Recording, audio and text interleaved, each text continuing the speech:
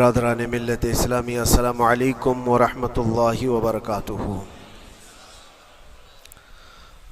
الحمد للہ وکفا وسلام علی حبیبہ المصطفیٰ، اما بعد فاعوذ باللہ من الشیطان الرجیم، بسم اللہ الرحمن الرحیم۔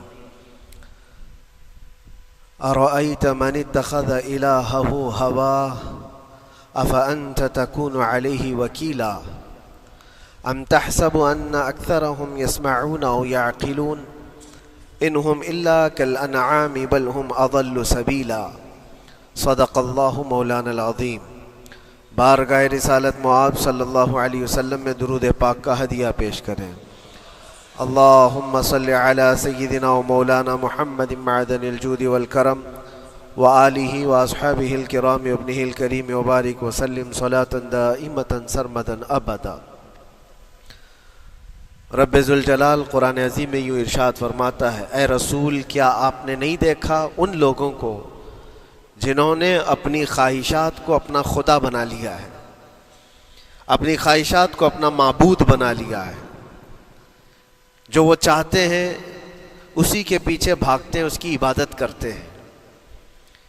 اور اللہ تعالیٰ فرماتا ہے، اے نبی کیا آپ ایسوں کی سفارش کریں گے اور ایسوں کے آپ وکیل بنیں گے جو اپنے خواہشات کے پجاری ہیں؟ اور اللہ فرماتا ہے ان میں سے تو اکثر ایسے ہیں کہ انہیں عقل نہیں ہے، وہ جانوروں سے بھی بدتر ہیں، جو اپنے خواہشات کے پیچھے بھاگ رہے ہیں۔ شیخ اعظم سیدنا محی الدین ابن عربی رحمۃ اللہ تعالی علیہ، ان کی کئی چیزیں لوگوں میں ایسی بھی مشہور تھی کہ شیخ محی الدین ابن عربی ایسے ایسے الفاظ بول جاتے ہیں جو شریعت میں ہوتے نہیں ہیں۔ بہت سارے مسائل ان کے ہیں، لیکن ایک بار شیخ محی الدین ابن عربی بیٹھے ہوئے تھے، کرسی پر ہیں، سامنے مریدین بھی ہیں، بہت سارے ملنے والے لوگ بھی آئے ہوئے ہیں۔ اسی اثنا میں انہوں نے ایک جملہ ایسا کہا، واقعی اگر آپ کے سامنے بھی ایسی بات آئے تو آپ بپھر جائیں۔ شیخ محی الدین ابن عربی کہتے ہیں، اے لوگوں جو تم سب یہاں میرے پاس بیٹھے ہو، تمہارا خدا میرے پاؤں کے نیچے ہوتا ہے، تمہارا خدا میرے قدموں کے نیچے ہوتا ہے۔ سب ظاہر سی بات ہے، جیسے ایسا جملہ سنا تو اٹھ کر کے لوگ بھاگنا شروع ہو گئے کہ آدمی کافر ہو گیا۔ شیخ اعظم ہیں یہ حضرت محی الدین ابن عربی، جن کی بہت ساری کتابیں ہیں، تصوف میں آپ کا ایک بہت بڑا باب ہے۔ لوگ اٹھ کر کے ادھر سے ادھر چلنے لگ گئے کہ ایسے ایسے جملے بول رہے ہیں، یہ محی الدین ابن عربی کو ہو کیا گیا؟ خدا پیروں کے نیچے ہوگا؟ کفریہ جملہ ہے۔ سب تو چلے گئے، دو باقی رہ گئے جو مخصوص مریدین میں سے تھے۔ انہوں نے کہا کہ حضور جو جملے سنے ہم کو بھی کانوں پر یہ وزن لگ رہے ہیں، لیکن کیوں کہا آپ نے ایسا؟ اس کا کچھ معنی ہے؟ آپ جیسے عظیم المرتبت بزرگ سے ایسا جملہ کیسے ممکن ہے؟ انہوں نے فرمایا کہ ان سب کو بھی تو یہ پوچھنا چاہیے تھا میرے بولنے کا مطلب کیا ہے۔ فوراً بدگمانی کیا اور بھاگ گئے۔ تم دو باقی رہ گئے، میں بتاتا ہوں کہ میں نے یہ جملہ کیوں کہا تھا۔ کرسی پر بیٹھے تھے اور چٹائی نیچے بچھی ہوئی تھی یا قالین بچھی ہوئی تھی جس پر لوگ بیٹھے ہوئے تھے۔ آپ نے اپنے ان دو مریدین سے کہا یہ چٹائی اٹھاؤ۔ چٹائی اٹھائی تو دیکھا وہاں پر سونے کے چاندی کے سب سکے رکھے ہوئے تھے جو شیخ محی الدین ابن عربی کے پیروں کے نیچے تھے۔ کہا وہ جتنے آئے تھے وہ اسی کی عبادت کرتے تھے، اس لیے میں نے کہا کہ تمہارا خدا میرے پاؤں کے نیچے ہوتا ہے۔ وہ خواہشات کے پجاری ہیں، میں نے اللہ نہیں کہا۔ اللہ رب العزت وہ قادر مطلق ہے، میں نے کہا جس کی تم عبادت کرتے ہو، جس کو تم خدا بنائے رکھے ہو، وہ میرے پیروں کے نیچے ہوتا ہے۔ اور حقیقت ہے میرے عزیزوں، جنہوں نے خواہشات کے پیچھے بھاگنا شروع کیا، در حقیقت وہ اپنا خدا بنا چکے ہیں ان کو۔ کیا ایسا نہیں ہوتا ہے کہ جو بندہ ضدی طبیعت کا ہوتا ہے، چاہ لیتا ہے کہ یہ مجھے چاہیے تو چاہیے، یہ مجھے چاہیے تو چاہیے. یہ جو ضد ہے اپنی خواہش کو پوری کرنا، یہاں پر کہا گیا ہے کہ وہ اپنی خواہش کی عبادت کر رہا ہے، اس کے پیچھے بھاگ رہا ہے. اسی لیے اللہ کے نبی صلی اللہ تعالیٰ علیہ وسلم کی ایک حدیث میں آپ کو سناؤں. حضور اکرم صلی اللہ علیہ وسلم ارشاد فرماتے ہیں لا یؤمن احدکم حتی یکون ہواہ تبعا لما جئت بہ. تم اس وقت تک پورے مومن نہیں ہو سکتے جب تک کہ اپنی خواہشات کو میری مرضی کے مطابق نہیں بنا دو گے. حضور کے قدموں میں لا کر اپنی ہر خواہش کو قربان کرنا ہو. یہ نہیں کہ میری چاہت تو ایسی ہے، میں خواہش ایسی رکھتا ہوں لیکن شریعت ایسا کہتی ہے. یہ جب ٹکراؤ آیا تو سمجھ لو کہ تمہارے اندر ایمان آیا ہی نہیں ہے، تم مومن نہیں ہو. مومن وہ ہے جہاں دنیا کی ساری خواہشات وہ حضور کے قدموں پر قربان کر دیتا ہے، اس کی اپنی کوئی خواہش نہیں ہوتی. اسی لیے میں اکثر یہ کہتا ہوں ان نوجوانوں سے جن کو کچھ نصیحت کی جائے تو وہ کہتے ہیں کہ مولانا ہماری لائف ہے، ہمیں انجوائے کرنے دی جائے. یہ ابھی تو ہماری لائف ہے، ہماری اپنی لائف کو ہمیں انجوائے کرنے دیا جائے. نادان، کس نے کہا کہ تیری اپنی لائف ہے؟ تیری لائف ہے کہاں؟ زندگی یہ نہیں کسی کی کسی کے لیے، زندگی ہے نبی کی نبی کے لیے. اور نہ سمجھ مرتے ہیں زندگی کے لیے. ارے جینا مرنا ہے سب کچھ نبی کے لیے. جو خواہشات کو لا کر کے حضور کے قدموں پر رکھ دیتا ہے تو پھر وہ کہتا ہے میرے عزیزوں، وہ پھر آ کر کے یہ کہتا ہے اپنی خواہشات، اپنی طبیعت جہاں سب مر جاتی آدمی کی، اس کی اپنی کچھ نہیں ہوتی، تب اس مومن کی زبان سے یہ نکلتا ہے یا رسول اللہ زمین و زمان تمہارے لیے، مکین و مکان تمہارے لیے، چنین و چنا تمہارے لیے، بنے تو جہاں تمہارے لیے، ہم آئے یہاں تمہارے لیے، اٹھے بھی وہاں حضور کے لیے. اس کا اپنا کچھ نہیں ہوتا. اپنی خواہش ہوگی تو میں کرتا رہے گا، اور جتنی خواہشات کے پیچھے بھاگتا رہے گا دنیا اس کا پیچھا کبھی نہیں چھوڑتی. اور نہ ہی دنیا اس کو کبھی سیراب ہونے دے گی، کبھی پیٹ بھرنے دے گی ہی نہیں. وہ بھوکا ہی رہے گا، وہ پیاسا ہی رہے گا جو دنیا کے پیچھے بھاگتا ہے. ایک مرتبہ سیدنا عبداللہ ابن مسعود رضی اللہ تعالیٰ عنہ غمگین بیٹھے ہوئے تھے. کسی بات کا غم ہوگا. نبی پاک صلی اللہ تعالیٰ علیہ وسلم کا گزر ہو رہا تھا. آپ نے دیکھا، حضرت عبداللہ ابن مسعود سے پوچھا کہ غم کیوں ہے؟ تو آپ خاموش رہے. تو اللہ کے نبی صلی اللہ علیہ وسلم نے ایک جملہ فرمایا جو آج ہم سب کے لیے سبق ہے میرے عزیزوں. فرماتے ہیں لا تکثر ہمک ما یقدر یکن. اپنے غم کو زیادہ مت بڑھا، جتنا لکھا ہے اتنا مل کے رہے گا. وما ترزق یأتک. جتنا اللہ نے رزق لکھا ہے وہ آ کر رہے گا، وہ تیرے پاس آ جائے گا. غم کب بڑھتے ہیں انسانوں کے؟ ہمارے اندر جو ٹینشن جس کو آپ کہہ رہے ہو، فرسٹریشن کہہ رہے ہو، یہ سب چیزیں انسان کی زندگی میں کب آتی ہیں؟ جب یہ اپنی لو اور اپنی خواہشات دنیا سے لگاتا ہے. خالق سے اگر لگاتا ہے تو پھر اس کے غم نہیں بڑھتے بلکہ غموں کا مداوا ہے. اسی لیے بزرگوں نے فرمایا کہ اگر ٹینشن فری جینا چاہتے ہو تو انسانوں سے امیدیں کم کر لو، اللہ کی ذات سے یقین بڑھا لو، اس کی ذات سے یقین بڑھاؤ. ہم نے دیکھا ہے اپنی زندگی میں جس سے ہم ملتے رہے، جس سے کچھ خواہشیں رکھتے رہے یا جس کے متعلق کچھ امیدیں وابستہ کر رکھی، یہاں امیدیں ٹوٹ جاتی ہیں، پھر انسان کا غم بڑھتا ہے، انسان مغموم ہو جاتا ہے. اللہ کی ذات سے جو وابستہ ہوا اور وہاں جو آس لگایا وہ ہر دن بشاشت کے ساتھ جیتا ہے، یقین کے ساتھ جیتا ہے. اسی لیے میرے عزیزوں، یہاں جس نے بھی اپنے خواہشات کو دنیا کے ساتھ لگایا ہے اسے کم کرنا ہے. لا تکثر ہمک ما یقدر یکن. اللہ کے نبی فرماتے ہیں اپنے غموں کو زیادہ مت کر، جتنا لکھا ہے اتنا تجھے مل کر رہے گا. اس دار فانی میں، اس عمل کی دنیا میں ہم نے اپنے بہت ساری چیزیں پھیلا رکھی ہیں.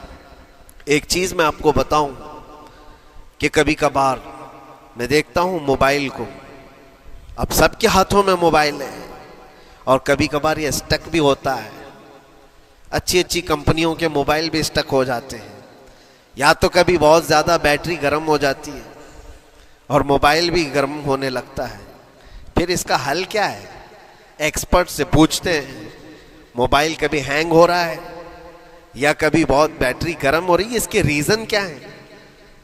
تو وہ ایکسپرٹ یہی بتاتے ہیں کہ اس کے اوپر اوور لوڈ ہو سکتا ہے, بہت زیادہ اس میں ڈیٹا جمع ہو چکا ہے اور پھر بیک گراؤنڈ میں ایکٹیو ہے بہت زیادہ, جس کی وجہ سے بیٹری ہارمفل ہے, بہت زیادہ گرم ہو جاتی ہے. یا تو پھر ایک ساتھ کئی چیزیں اس کے اندر ڈال دی جاتی ہیں تو اس کا پروسیس کم ہو جاتا ہے, اسٹک ہو جاتی ہے. یہ تو موبائل ہے جو تمہیں سکھا رہا ہے. یہی چیز ہے دنیا کے ہمارے اس لائف میں, ہماری زندگی میں بہت زیادہ چیزیں اگر دماغ میں آ جاتی ہیں تو پھر دماغ گرم بھی ہو جاتا ہے اور اسٹک بھی ہوتا ہے, ہر چیز سوچنے سے بھی عاری ہو جاتا ہے, صحیح طریقے کے فیصلے نہیں لے پاتا. اچھا نقصان کیا ہے اس کا؟ سیم ہم نے موبائل ایکسپرٹ سے بھی پوچھا, جب موبائل بہت زیادہ گرم ہونے لگے یا اسٹک ہونے لگے تو اس کو کیا کرنا چاہیے؟ تو ایکسپرٹس بتاتے ہیں کہ اس کے ریڈیشن بہت زیادہ ہوتے ہیں اس وقت اور یہ نقصان پہنچا سکتا ہے. جو استعمال کر رہا ہے اس کے دماغ پر بھی اثر کرے گا, آس پاس کے لوگوں پر بھی اثر کرے گا. ایک موبائل کے اوپر اگر زیادہ لوڈ آ جائے تو اس کے ریڈیشن آس پاس سب کو خراب کرتے ہیں. یہی حال انسان کی زندگی کا ہے. تمہارے دماغ کے اوپر اگر غم زیادہ بیٹھ گئے اور بہت زیادہ دماغ حاوی ہو گیا تو خود کا تو نقصان کرو گی ہی, آس پاس جتنے ہیں سب کا نقصان کرو گے. تمہاری وجہ سے تمہارے ماں باپ بھی پریشان, تمہاری اولاد, تمہارے بیوی بچے سب اس پہ ان سب چیزوں میں ملوث ہو جاتے ہیں. اب اس کا علاج کیا ہے؟ کہا گیا موبائل کو آف کر دو, ڈیٹا کم کر دو, اس کے اندر سے کچھ چیزیں ڈیلیٹ کر دو, پھر یہ اپنے نارمل حالت میں آ جائے گا. سیم آپ کے لیے بھی ہے, دماغ میں دنیا کے بہت سارے فطور بھرے ہو تو تھوڑی چیزیں ڈیلیٹ کر دو, تھوڑے دنوں کے لیے اپنی اس ایکٹیو لائف کو روک دو اور آ جاؤ اللہ کی بارگاہ میں اور آنکھ بند کر کے اس کی طرف لو لگاؤ, اس لیے کہ ہماری بیٹری جو چارج ہوگی وہ خالق کائنات سے ہی ہوگی. بنانے والا ہی بہتر جانتا ہے اس کی زندگی کس چیز سے چلتی ہے. اور اسی لیے کہا ہے, امام غزالی رحمۃ اللہ تعالی علیہ فرماتے ہیں, جو بندہ اللہ کے ذکر سے کئی دن تک غافل ہوتا ہے تو مردہ لاش ہے جو چل رہا ہے, بازاروں میں جو چل پھر رہا ہے, ذکر الہی نہیں کرتا تو اس کی روح ختم ہونے کے قریب آئی ہے, یہ زندہ لاش ہے. یہاں زمانے ہو گئے, مہینوں بیت گئے, برسوں ہو جاتے ہیں, کتنے دن ایسے ہیں آپ نے اللہ کے ذکر کے لیے الگ سے وقت نکالا ہو؟ کہاں ہے وقت؟ نماز بھی ایسے پڑھ کر کے بھاگ جاتے ہیں جیسے لگتا ہے کہ کوئی چیز ہمارے اوپر سوار تھی, جلدی سے ہٹا دی اور بھاگ گیا. نہیں میرے عزیزوں, ہماری روح جب بیمار ہوتی ہے, ہماری روح کو جب بھوک لگتی ہے تو اللہ کے ذکر سے اس کا علاج بھی ہوتا ہے اور اس کو رزق بھی ملتا ہے. لیکن ہم رزق دیتے ہی نہیں. کبھی آپ نے دیکھا ہماری باڈی کو, صبح ناشتہ نہ کرو, دوپہر میں کھانا نہ کھاؤ تو شام تک ہمارا جسم ہچکولے لینے لگتا ہے, چکر آنے لگ جاتے ہیں. کیوں؟ جسم 2 وقت کے کھانے کو چھوڑنا برداشت نہیں کر پاتا, کمزوری آ جاتی ہے. جسم کو بھوک لگتی ہے, ہمیں کھانا دینا اسے ضروری ہے. اسی طرح اللہ نے ہماری جو روح بنایا ہے, روح کو بھی رزق کی ضرورت ہے. اور روح کا رزق کیا ہے؟ روح کا کھانا پینا کیا ہے؟ کاجو بادام میوے پستے کھا کر کے روح کو طاقتور نہیں بنا سکتے. فرمایا گیا روح کی غذا اللہ کا ذکر ہے. جب بندہ اللہ کا ذکر کرتا ہے تو اس کی روح کو طاقت ملتی ہے اور روح کمزور نہیں رہتی, طاقتور بن جاتی ہے. عزیزان گرامی وقار, پھر میں خلاصتاً یہ بات کہوں گا کہ ہم نے دنیا میں اتنی ساری چیزیں پھیلا لی ہیں, اتنے سارے, جس کی وجہ سے غموں کا بوجھ ہمارے دماغ پر طاری ہے. اور ایک وقت وہ آئے گا جب ساری چیزیں چھوڑ کر کے فوراً بھاگنا پڑے گا, نکلنا پڑے گا. کچھ لوگوں کے متعلق کہا گیا ہے کہ روح نکلنے کے وقت اس کو بہت تکلیف ہوتی ہے, سب کے لیے نہیں. کچھ ایسے لوگ ہیں جن کے روح نکلنے کے وقت درد زیادہ ہوتا ہے, تکلیف زیادہ ہوتی ہے مرنے کے وقت. پوچھا گیا کیوں؟ کہا کہ یہ روح جو ہے اس کی ساری بنائی ہوئی چیزوں میں اٹکی ہوئی ہے, اس کی اولاد میں بھی ہے, اس کے مال میں بھی لگی ہوئی ہے، اس کے گھر میں بھی لگی ہوئی ہے، اس کے جائیداد میں بھی لگی ہوئی ہے۔ روح جب نکل رہی ہوتی ہے ان سب چیزوں سے بھی نکل رہی ہے، جہاں جہاں اس کی خواہشات لگی ہوئی تھی سب جگہ سے کھینچا جا رہا ہے، تو درد بڑھتا چلا جاتا ہے، تکلیف بڑھتی چلی جاتی ہے، اور پھر وہ جب دیکھ رہا ہوتا ہے خالی ہاتھ جا رہا ہو، تکلیف زیادہ ہوتی ہے۔ اسی لیے میرے عزیز و اللہ کے نبی صلی اللہ تعالیٰ علیہ وسلم کا جب آخری وقت آیا، آپ کے وصال کا وقت آیا، حضور نے اپنی بیویوں کو بلایا، ازواج مطہرات کو بلایا اور پوچھا کہ کس کے پاس کتنا سونا ہے، کتنا زیور ہے۔ ازواج مطہرات نے کہا میرے پاس اتنا ہے، ان کے پاس اتنا ہے، سب نے اپنے چاندی سونے کے زیورات لا کر پیش کر دیا۔ حضور پاک صلی اللہ علیہ وسلم نے فرمایا اے میری بیویوں، اے میری ازواج، اگر تم چاہو تو یہ سب اللہ کی راہ میں خیرات کر دو، اللہ کی راہ میں اس کو وقف کر دو، خیرات کر دو۔ بیویوں نے پوچھا یا رسول اللہ صلی اللہ علیہ وسلم، کیا آج سے سونا چاندی پہننا حرام ہو گیا ہے؟ کیا ہمارے لیے ناجائز ہو گیا ہے؟ نبی پاک صلی اللہ علیہ وسلم نے فرمایا نہیں، زینت تو تمہارے ہی لیے ہے، سونا اور چاندی تمہارے لیے ہے، حرام نہیں ہے، ناجائز نہیں ہے، لیکن میں دیکھ رہا ہوں میری زندگی کا آخری وقت آ گیا، میں رب ذوالجلال کی بارگاہ میں جانے والا ہوں، میں یہ چاہتا ہوں کہ اس حال میں دنیا سے جاؤں کہ میرے گھر میں سونا چاندی کا کوئی ٹکڑا پڑا ہوا نہ ہو اور اللہ کی بارگاہ میں فقیر اٹھایا جاؤ۔ یہ نبی پاک صلی اللہ تعالیٰ علیہ وسلم کی خواہش ہے کہ میں اللہ کی بارگاہ میں اس حال میں جاؤں کہ میرے گھر میں کوئی چیز رکھی ہوئی نہ ہو، سونا اور چاندی، مال و دولت۔ کیونکہ میرے عزیزوں اسی سے اندازہ کرو انسان اپنی خواہشات میں اتنا گھر جاتا ہے کہ اس سے نکلنا اس کے لیے مشکل ہوتا ہے، اور روح نکلنے کے وقت یہی تو تکلیف ہوتی ہے کہ کہاں کہاں کیا کیا بنایا تھا، کتنا جمع کیا تھا، حساب کرتے کرتے اس کی روح نکل جاتی ہے۔ ہم نے دیکھا ہے، میں اپنا ایک تجربہ بتاتا ہوں۔ عمرہ سے ہم واپس آ رہے تھے، 40 لوگوں کا قافلہ تھا، ایئرپورٹ پر پہنچے، بہت تاخیر ہو چکی تھی اور فلائٹ کا وقت بہت کم رہ گیا تھا، اور حاجی لوگ ماشاءاللہ جاتے ہیں تو خوب بھر بھر کر کے سامان بھی لیتے ہیں، کیا کیا سامان تھے سب کے پاس، اور ہمارا بار بار جانا آنا ہوتا ہے، میں کبھی کوئی زیادہ چیزیں رکھتا نہیں۔ ہم تو آگے نکلے، گروپ پورا تھا اور سارے لوگ سامان لے کر کھڑے تھے، وقت گزرتا گیا، فلائٹ جہاں چیک ان ہو رہا تھا سامان، انہوں نے کہا کہ 25 کلو سے زیادہ کا الاؤڈ نہیں ہے، اور یہاں 40 کلو لے کر بیٹھے ہوئے تھے، میرا تو تھوڑا سا لے لے، تیرا تو تھوڑا سا لے لے، ایک دوسرے کو پیش کر رہے ہیں۔ 3-4 لوگوں نے تو مجھے پکڑایا کہ آپ کے پاس سامان کم ہے مفتی صاحب، آپ تھوڑا سا ہمارا لے لو، جس کا لے سکتے تھے لے لیا۔ پھر اس کے بعد 1 گھنٹے سے کم ٹائم بچا تھا، انہوں نے کاؤنٹر کلوز کر دیا۔ میں نے دیکھا 20 سے 25 حاجی ایسے ہیں جن کا سامان بکھرا ہوا ہے، اور کیا لے جا سکتے ہیں ہاتھ میں، وہ بھی 7 کلو 8 کلو اتنا ہی تھا۔ ان کی خواہشات میں دیکھ رہا تھا، کوئی مسلح اٹھاتا ہے، کوئی کھجور اٹھاتا ہے، کوئی کہتا ہے نہیں میرے بچوں کے لیے کھلونے لیا تھا اس کو لے لیتا ہوں، وہ لے لو تو مسلح چھوڑنا پڑتا ہے، یہ لے لو تو کھجور چھوڑنا پڑ جاتا ہے۔ کسی نہ کسی طرح سے وہ لوگ آخری وقت 2-4 چیزیں لے کر کے نکل رہے تھے، اور بکھرا ہوا پورا سامان ایئرپورٹ پر ایسی موجود تھا، 1-2 کلو نہیں، کتنے کلو کا سامان چھوڑ کر کے یوں ہی آنا پڑا۔ یا تو پھر فلائٹ کے سفر پہ جاؤ یا سامان میں لگے رہو، 2 ہی آپشن تھے، اور کون وہ چھوٹے سامان کے لیے اپنا سفر ملتوی کرتا۔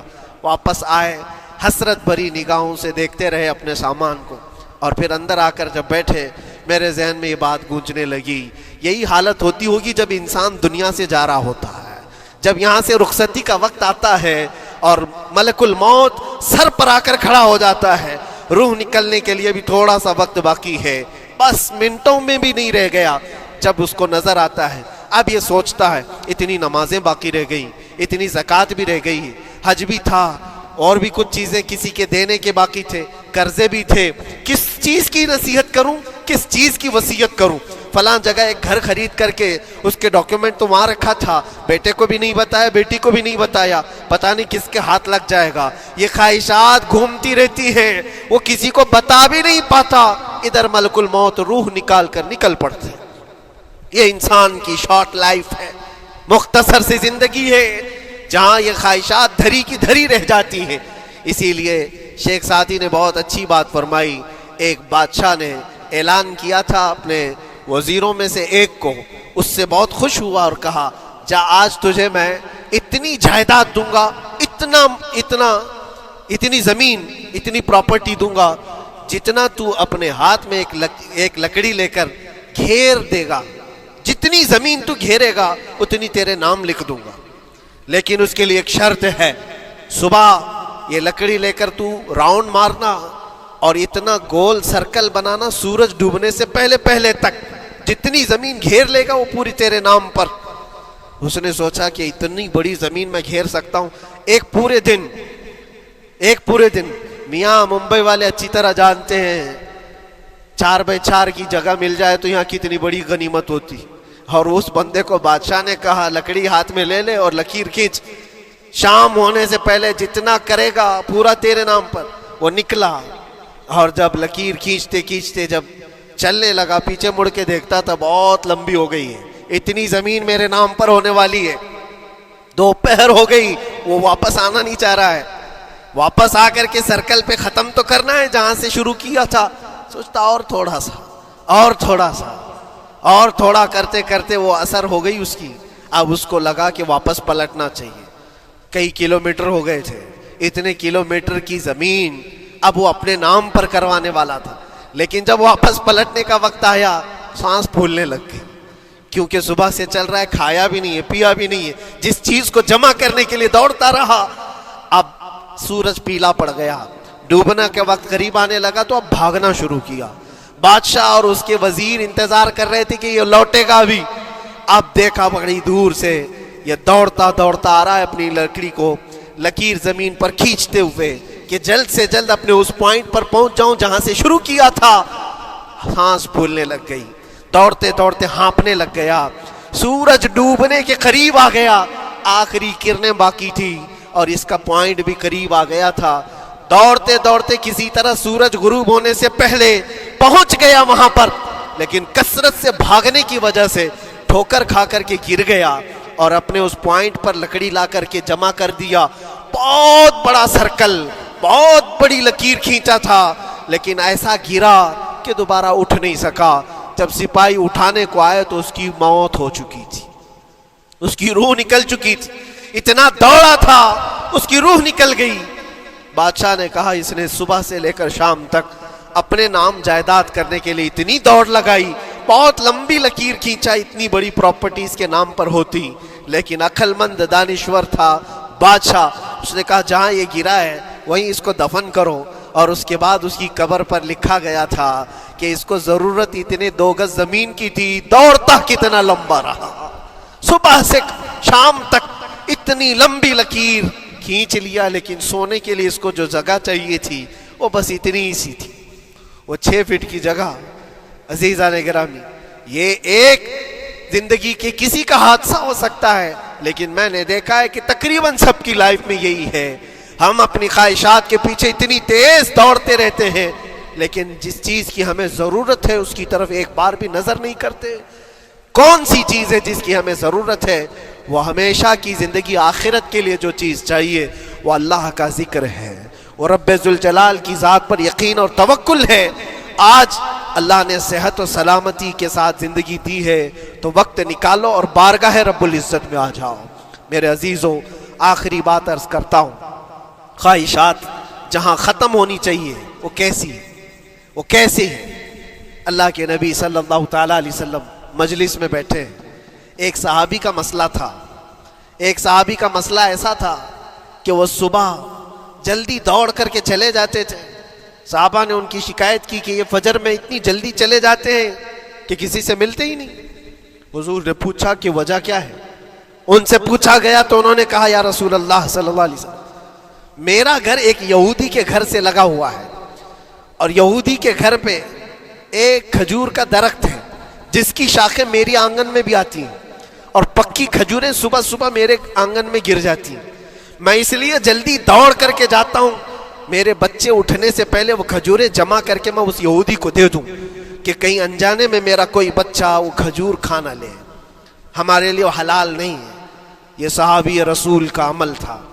اللہ کے نبی صلی اللہ علیہ وسلم نے فرمایا اپنے بچوں کو حلال کھلانے کے لیے اتنی فکر، عزیزان گرامی وقار، اب سنیے، یہ تو حالات ایسے ہو گئے، یہاں بڑے بڑے درخت ہی نگل گئے، کھجور تو چھوڑے، ڈکار بھی نہیں، حرام چیزوں کے اوپر تو کئی لوگوں کی زندگی آباد۔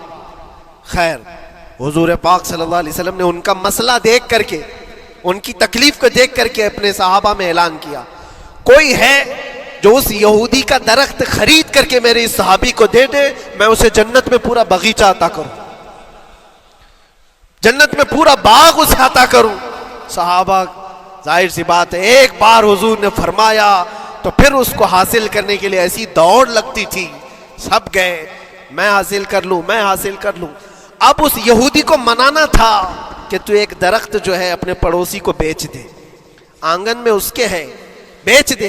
اب اس کو لگا کہ ان لوگوں کی ضرورت ہے، مجبوری ہے، تو وہ بھی اکڑ کر بیٹھا کہ مجھے بیچنا نہیں، مجھے دینا نہیں۔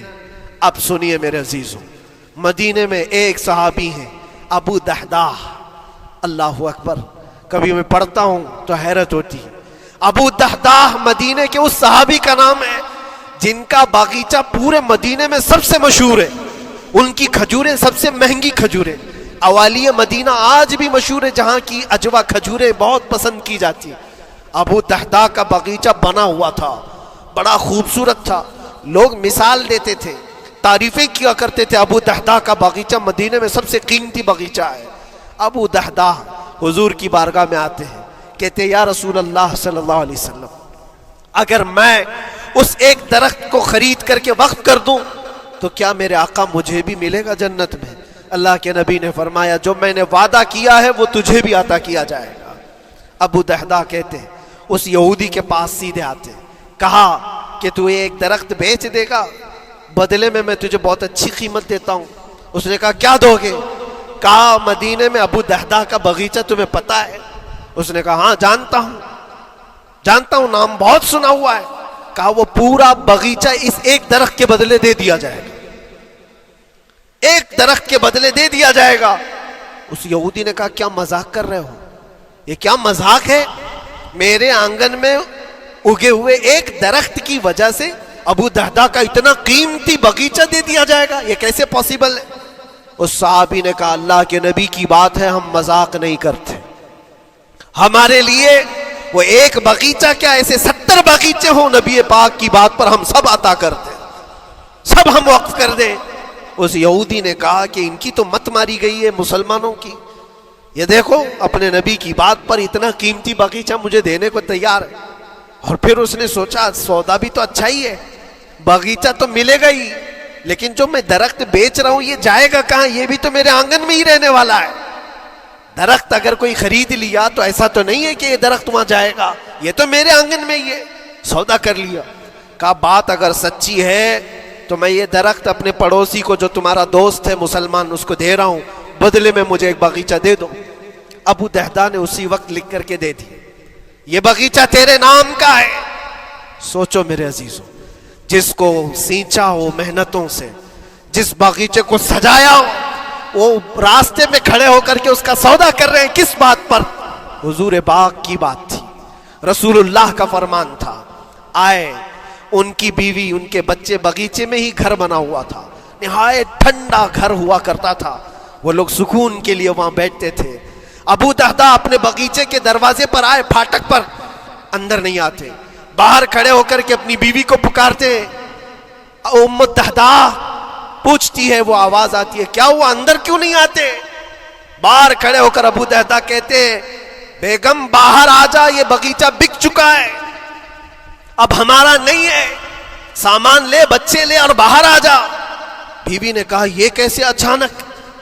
نہ کچھ کہا نہ کچھ بتایا، لیکن وہ عورتیں دنیا دار عورتیں نہیں تھیں، وہیں سے اندر سے کہتی ہے ابو دحداح میرا تم پر یقین ہے اگر سودا کیا ہوگا تو بہت بھاری سودا کیا ہوگا، ورنہ ابو دحداح کا باغیچہ مدینے میں بیچے جانے کے قابل نہیں ہے، کون ہے جو اس کی قیمت لگائے گا؟ میرا گمان یہ ہے کہ میرا شوہر اگر سودا کیا ہوگا تو بہت اونچا سودا کیا ہوگا۔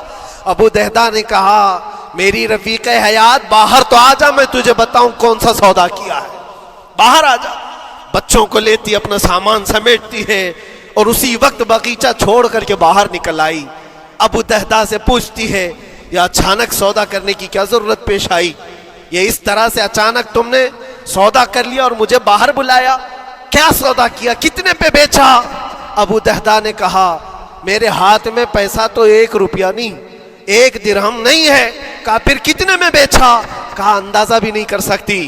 اللہ کے نبی نے فرمایا میرے اس صحابی کے لیے جو ایک درخت خرید کر کے دے دے اسے میں جنت کا باغیچہ عطا کروں گا۔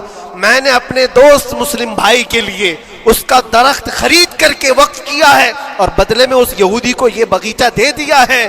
بیوی وہ نہیں تھی جو یہ کہتی کہ مت ماری گئی ہے تیری، گھر بیچ کے آ گیا، فلاں کر کے آ گیا۔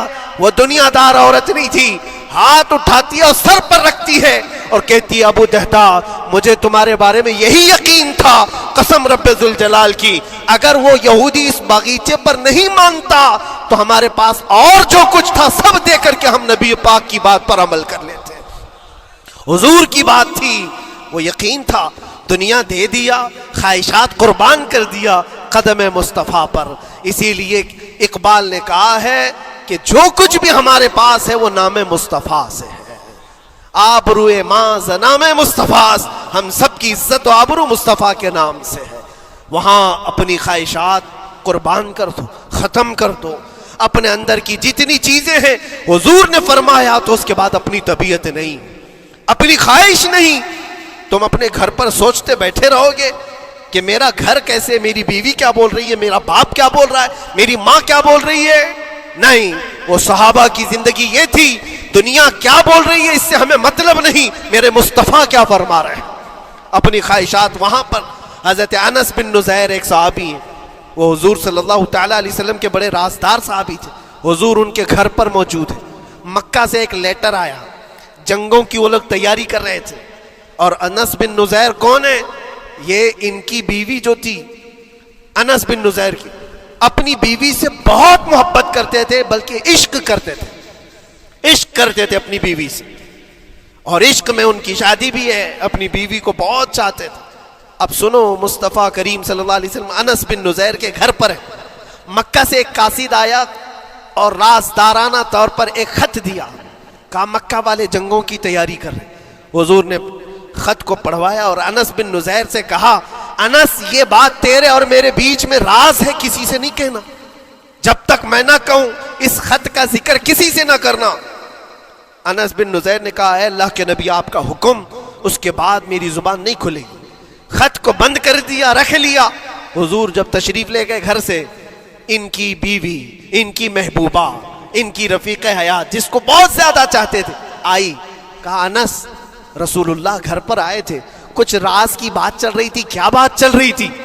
انس بن نزیر نے کہا دیکھ میری بیگم، محبت اپنی جگہ پر، وہ میرے مصطفیٰ کا راز، وہ میں نہیں شیئر کر سکتا، وہ نہیں بتا سکتا۔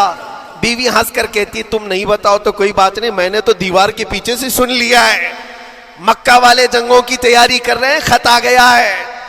انس بن نزیر نے اپنی بیوی سے اتنی بات سنی، سیدھے جا کر کے گلا پکڑ لیا، گردن کو دبوچ دیا اور کہا اس وقت تک میں تیری گردن نہیں چھوڑوں گا جب تک میرے مصطفیٰ کا فرمان نہ آ جائے۔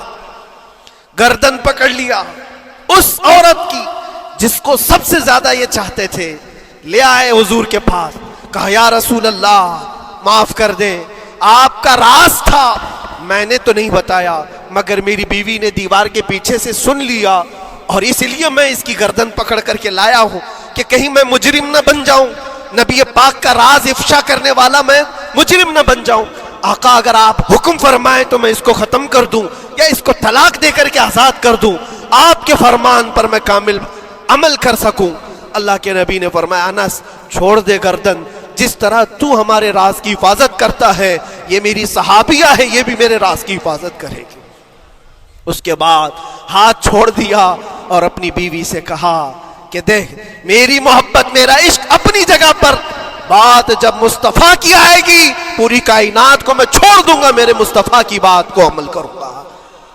اور اس بیوی نے بھی یہی کہا انس اگر تو مجھے راز بتا دیتا حضور کا، عشق میں ڈوب کر کے، محبت میں ڈوب کر کے، تو جو گلا تو نے میرا پکڑا کل میں تیرا گلا پکڑ کر حضور کے پاس لاتی کہ حضور یہ آپ کی غلامی کے قابل نہیں ہے. یہ ان کا کمال درجے کا ایمان تھا, اپنی خواہشات کو قربان کر دیا. ایک مدینے کی خاتون ایسی ہے, سب سے زیادہ حسین و جمیل لڑکی ہے.